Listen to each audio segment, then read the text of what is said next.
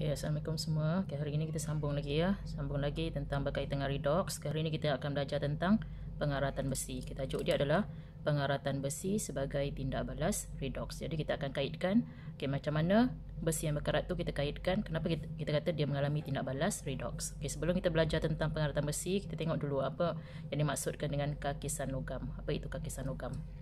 Apa itu kakisan logam? Ini dia punya maksud dia atau definisi. Tindak balas redox yang berlaku apabila logam dioksidakan secara spontan. Ini berkaitan dengan logam lah. Logam dioksidakan secara spontan melalui kehilangan elektron untuk membentuk ion logam. Jadi tindak balas redox berlaku apabila logam dioksidakan. Apa-apa logam lah. Jadi bila kita biarkan, dia akan dioksidakan secara spontan. Cara dia melalui kehilangan elektron untuk membentuk ion logam. Dan bila ada tindak balas redox, mesti ada bahan yang mengalami penurunan. Jadi apa bahan yang mengalami penurunan tu? Cikgu bagi contoh di sini. Contoh paling mudah, cikgu ambil logam magnesium. Logam magnesium.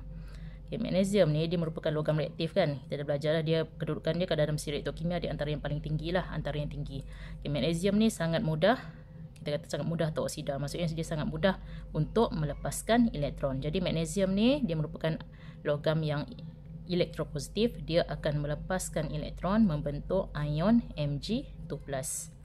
Jadi dilepaskan berapa elektron? Macam biasalah. Dilepaskan elektron. Ingat semua logam dia bersifat elektropositif. Maksud elektropositif, semua logam mempunyai keupayaan untuk melepaskan elektron. Belum seimbang, Mg ni kosong, ini pula 2 positif, 1 negatif. Belum seimbang kan? Jadi kita kena tambah 2 negatif. So darab 2 dekat elektron ni. 2 positif, 2 negatif, jadilah kosong. Jadi kita kata magnesium ni bila lepaskan elektron, kita kata dia mengalami tindak balas pengoksidaan. Tindak balas pengoksidaan. So sekarang ni siapa pula yang mengalami penurunan? Sebab kalau pengoksidaan dia tak ada penurunan, kita tak boleh kata dia tindak balas redox. Siapa pasangan magnesium yang akan mengalami penurunan? Jadi bila kita letakkan magnesium di udara, kita tahu udara tu kaya dengan oksigen. Jadi oksigen yang akan terima elektron. Oksigen di udara dia akan terima elektron, maka terbentuklah ion oksida. Nampak ion oksida. Macam biasa kita seimbangkan dulu unsur. Apa-apa hal seimbangkan dulu unsur dulu. Oksigen sebelah kiri 2, oksigen sebelah kanan 1. So darab dengan 2. Jadi unsur dah seimbang. Sekarang baru kita nak seimbangkan cas. Cas kita imbang dulu bahagian yang tak ada elektron. Sebab elektron ni kita tujuan dia kita nak adjust untuk cas. So 2 darab 2 4. So cas dia negatif 4 total cas dia. Sebelah kanan ni macam mana kita nak jadikan negatif 4. Oksigen kosong. Mudah, oksigen kosong kan. Jadi macam nak jadikan 4 negatif. So elektron ni darab dengan 4. So dah seimbang. Oksigen tambah 4 elektron, terhasillah 2 ion oksida. Jadi kita kata oksigen ni menerima elektron, kita kata oksigen mengalami penurunan. So lengkaplah tindak balas redox. Tindak balas redox di sini. Redox. So sekarang ni kita nak macam biasa, kita nak jadikan persamaan ion. Kita nak gabungkan dua-dua persamaan setengah ni. Bawah 4 elektron, atas 2 elektron. So nak jadikan ini yang atas ni, nak jadikan 4 elektron, semua ni kita darab dengan 2. So bila darab dengan 2, dia akan jadi, bila dah darab dengan 2, ni dah jadi 4 kan. Ni dah jadi 2 Mg. 2 Mg2+, ni dah jadi 4 elektron, dah jadi 4 elektron. So kita boleh cancel. Kemudian bila kita gabungkan dia akan jadi 2 Mg tambah O2 menghasilkan 2 Mg2+. Ni Mg tadi. 2 Mg2+ tambah 2 O2 negatif. Selesai. Inilah persamaan ion dia. Yang ni kelas kalau cikgu nak gabungkan ni, dia boleh jadi MgO. 2 MgO.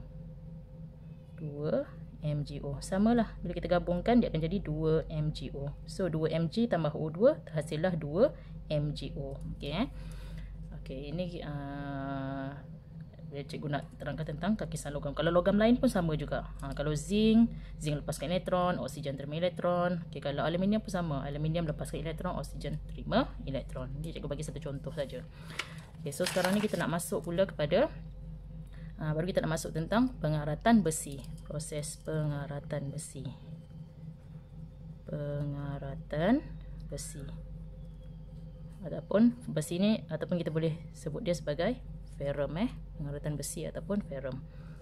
Okey, cikgu rasa awak semua dah belajar. Okey, apa ingat lagi tak syarat-syarat pengaratan besi? Okey, masih ada 3 syarat masih ada 3 perkara yang perlu ada untuk membolehkan besi berkarat. Yang pertama, sudah semestinya mesti ada besi. Okey, mesti ada besi ataupun ferrum, mesti ada. Yang kedua, mesti ada air ataupun H2O. Dan yang ketiga, mesti ada oksigen. Mesti ada gas oksigen. 3 perkara ni perlu ada.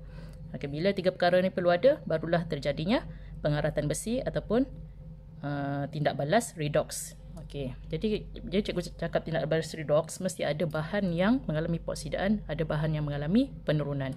Okay, besi, macam kita dah baca tadi kakisan logam. Logam semua logam dia mempunyai sifat elektropositif, yang ada kita, iaitu kecenderungan dia untuk melepaskan elektron. Jadi besi, okay, dia dalam tindak balas pengaratan nanti, dia yang akan lepaskan elektron. Ataupun cikgu kata besi ni dia akan lepaskan elektron. Bila lepas elektron, kita kata dia mengalami tindak balas pengoksidaan. Ingat, besi ni dia akan lepaskan elektron besi. Manakala siapa yang terima? Sudah semestinya 2 ni lah. Okey, oksigen dan juga air ni nanti dia akan terima elektron. Dia akan terima elektron. Okey, oksigen dan air dia dua ni bergabung, dia akan terima elektron, maka dia akan mengalami tindak balas penurunan. Jadi dah ada peoksidaan, jadi penurunan. Itu sebab cikgu kata dia adalah salah satu daripada contoh bagi tindak balas redox bagi besi ni. Okey, seterusnya cikgu nak ajar macam mana karat terhasil. Macam mana karat terhasil. Okey, 3 perkara tadi yang cikgu cakap mesti ada besi kan. Okey, ni cikgu lukis ni besi. Okey, ni jalur besi ataupun besi. Okey, kemudian mesti ada air. Okey, cikgu lukis air ni besar. Okey, air. Okey, kemudian cikgu air ni semua air. H2O. Okey, kat mana oksigen? Okey, oksigen kat luar lah. Ni oksigen. Okey, oksigen Okey, jadi di sini cikgu akan tanda 2 tempat lah sini. Okey, satu dekat tengah-tengah besi ni. Okey, tengah-tengah besi. Okey, kemudian di bahagian 2 hujung air ni. 2 hujung air Okey. Besi ni cikgu tandakan dengan A lah. Besi ni A. 2 hujung ni cikgu tanda dengan B. Okey, nampak tak? Okey, ni A A, ini B. Okey, A ni cikgu jadikan dia, kita andaikan dia sebagai anode. So anode ni kita tahu sifat dia adalah lepas elektron. Anode mesti lepas elektron. Dah belajar dah elektrolisis, dah belajar sel kimia. Kalau nampak anode, dia mesti lepas elektron. Maka bahagian B ni cikgu labelkan dia sebagai cathode. Cathode. So kalau cathode, dia punya sifat dia adalah terima elektron. Cathode terima elektron. Okay, so sekarang ni dekat anode besi besi ni dekat sini lah. Cikgu labelkan kat sini besi.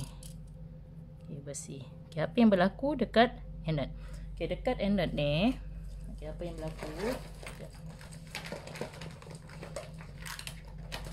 Dekat anode ni apa berlaku? Okay, so lepas elektron. Siapa yang lepas elektron tadi? Besi lah kan. So atom ferrum Fe akan lepaskan elektron menghasilkan Fe2+. So dia lepaskan elektron. Okay, belum seimbang. Ferrum ni kosong, sebelah sini kosong. Ini macam nak jadikan kosong, 2 positif mesti tambah dengan 2 negatif. So dia lepaskan elektron. So bila lepas elektron, kita kata anode ni mengalami, ferrum ni mengalami pengoksidaan. Pengoksidaan. Okay, so sekarang ni apa yang berlaku di cathode? Okay, apa yang berlaku di cathode? Okay, cathode ni, okay, so yang dua lagi bahan yang terlibat adalah oksigen dengan air. So di cathode ni apa yang berlaku? Okey, air dan juga oksigen Cikgu padam ni, nampak.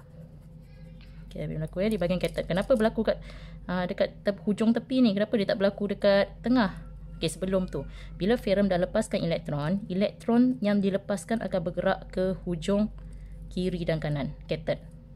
Elektron yang terbebas tadi, dia akan bergerak ke kiri, dia pergi ke hujung air ni tadi, kiri dan kanan. Okey, kenapa dekat sini berlakunya, kenapa kat sini yang dia diterima? Sebab di bahagian hujung ni berbanding dengan bahagian tengah semua ni, air ni, hujung ni kepekatan oksigennya paling tinggi. Maksudnya oksigen dia cepat melarut kat bahagian tepi ni. Sebab tu kat sini berlakunya tindak balas penurunan ataupun tindak balas redox kat hujung tepi bukan dekat tengah ni. Dekat tengah ni dia punya kepekatan oksigen dia rendah sebab oksigen dia mudah melarut di bahagian tepi. Okey, di sini apa yang berlaku dekat cathode ni? Okey, oksigen. Okey, cikgu guna pen warna lain dah baru nampak. Okey, cikgu cakap dekat cathode ni Okey, dekat cathode ni oksigen dan juga air akan terima elektron menghasilkan ion hidroksida. Okey, nampak? Oksigen dan air tadi, oksigen dan air akan terima elektron membentuk ion hidroksida. Okey, sekarang ni belum seimbang lagi. Okey, macam biasa kita seimbangkan sebelah yang tak ada elektron, sebelah kanan lah. Sebelum tu seimbangkan unsur dulu. Okay, unsur. Ni oksigen 2, oksigen 1. Hidrogen 2, hidrogen 1. So macam mana kita nak seimbangkan? So nak mudahkan sebahagian sebelah oksigen 3 kan. Sorry, oksigen 3 sini. Kita jadikan oksigen 4 lah. So 2 H2O. Kita darab H2O dengan 2. So oksigen dah jadi 2, 3, 4. Sini 1 darab dengan 4. Okey, 4 Manakala hidrogen pula sebelah kiri kita darab 2 tadi kan. 2 darab 2, 4. Sekarang ni pun tadi kita darab 4 hidrogen. Okey, dah seimbang. Okay, sekarang kita nak seimbangkan cas pula. Okay, kita seimbangkan yang sebelah kanan dulu yang tak ada elektron So ini 4 negatif. 4 darab 1 negatif, negatif 4. Okay, macam mana yang ini kita nak jadikan negatif 4. Okay, ni kosong, ni kosong. Kosong kan? Oksigen kosong sebab dia molekul. Air pun kosong. Kosong. Kemudian elektron macam nak jadikan negatif 4. Darab 4 saja dekat sini. So dah selesai. Jadi di sini berlakunya tindak balas penurunan. Di mana kita kata oksigen dan air dia terima elektron, kita kata dia mengalami tindak balas penurunan. Okey, jelas Okey, jadi hasilnya dekat sini pada besi ni ferrum akan menghasilkan ferrum 2 dengan cara melepaskan elektron, manakala oksigen dan air menerima 4 elektron menghasilkan 4 ion hidroksida. So lama-lama ni nanti tindak balas ni dia akan berlaku dengan secara berterusan. Lama-lama nanti awak tengok nanti dekat bahagian tengah ni dia akan mula kita kata terkakis dulu. Kakisan yang dipanggil karat. Lama dia akan terkakis di sini karat. Lama-lama nanti dia akan merebak lah. Bila waktu biarkan lama dia akan merebak. Pengaratan tu akan merebak ke keseluruhan keseluruhan besi tadi. Okey. Okey, sekarang ni cikgu nak kita gabungkan tadi tindak balas pengoksidaan dan penurunan. Okey, sekali lagi cikgu tulis lagi. Okey, pengaratan besi pengaratan besi. Okey. Okey, macam mana kita nak gabungkan dua persamaan? Okey, dah bagi tindak balas pengoksidaan. Okey, siapa yang mengalami tindak balas pengoksidaan tadi? Besi. Okey, ferrum melepaskan elektron menghasilkan Fe2+ dengan 2 elektron. Tadi kan? Okey, manakala tindak balas tengah bagi penurunan. Okey, oksigen dengan 2 molekul air tadi terima 4 elektron menghasilkan 4 ion hidroksida. Awak perasan tak tindak balas ni? Familiar tak dengan persamaan setengah ni? Ingat lagi tak dalam nyah cas ion dalam elektrolisis kan, yang kalau 4 hidroksida ni dilepaskan elektron menghasilkan oksigen, air dan juga elektron. Dia terbalik daripada proses nyah cas. Kalau proses nyah cas 4 hidroksida ni melepaskan elektron membentuk oksigen 2 molekul air dan 4 elektron kan, tapi dalam pengaratan besi ni oksigen dan air ni dia menerima elektron. Dia terbalik daripada nyah cas. Okay, nanti tengok balik. Okay, sekarang ni apa dia punya persamaan ion atau persamaan keseluruhan. Okay, macam biasa kita nak gabungkan dua-dua ni. Okay, sekarang ni 4 elektron, 2 elektron. So semua ni yang atas ni semua tadi kita darabkan dengan 2. So bila darab dengan 2 baru kita boleh potong elektron. Kemudian kita gabungkan 2Fe tambah O2 tambah 2H2O. Okey, menghasilkan Fe2+, 2Fe2+, darab dengan 2 tadi kan. 2Fe2+ tambah 4OH minus. Okey. Bila cikgu gabungkan, cikgu boleh gabungkan ni Bila cikgu gabungkan, dia boleh jadi 2FeOH dalam kurungan 2. Inilah karat. Inilah dipanggil karat. 2 ataupun cikgu boleh katakan 2 mol ferrum dengan 1 mol oksigen dan 2 mol air menghasilkan 2 mol ferrum hidroksida. Inilah yang dipanggil karat. Okey, karat yang terbentuk. Okey, bila awak tengok sini kan. Ni Fe2 positif. Fe2 positif. Fe2 positif warna apa? Fe2 ni. Kita dah belajar Fe2 ni dia berwarna hijau. Berwarna hijau. Tapi karat awak tengok, karat warna apa? Okey, karat berwarna perang. Okey, kenapa warna perang? Kenapa tak warna hijau? Sedangkan hasil dia ferrum 2. Okey, kenapa karat warna hijau kan? Okey, jadi cikgu Fe2+ ni, 2+ ni berwarna hijau. Okey, berwarna hijau. Okey, cikgu tambah sikit nota Tetapi karat berwarna perang. Karat warna perang. Kenapa ini berlaku? Okey, kerana ion ferrum 2 ni akan dioksidakan. Akan dioksidakan secara berterusan. Dioksida secara berterusan. Okey, dia akan sentiasa dioksidakan. Okey, kalau awak nak tahu, okey. Ion ferrum 2 ni dia tak berapa stabil. Yang paling stabil adalah ion ferrum 3. Jadi bila terhasilnya ferrum 2, dia akan dioksidakan lagi membentuk ion ferrum 3 yang lebih stabil. So cikgu boleh tulis kat sini. Okey, 2FeOH ferrum 2 hidroksida ni dia akan mengalami pengoksidaan secara berterusan. Dioksidakan secara berterusan di dalam udara. Terhasillah ferrum 3 hidroksida. Ferrum 3, nampak? 3 ni dia ambil daripada 3+ kat sini. Ferrum 3 hidroksida terhidrat. Terhidrat ni maksudnya kering lah. Jadi inilah yang dipanggil karat. Sebab ferrum 3 berwarna perang. Ini yang karat yang awak nampak. Sebab ada ferrum 3 hidroksida terhidrat. Tapi hasil yang pertama, hasil pengaratan yang pertama adalah ferrum 2 hidroksida ataupun 2Fe2+ dan juga 4 ion hidroksida. Okey, jelasnya ini yang berlaku dalam apa yang berlaku semasa pengaratan besi.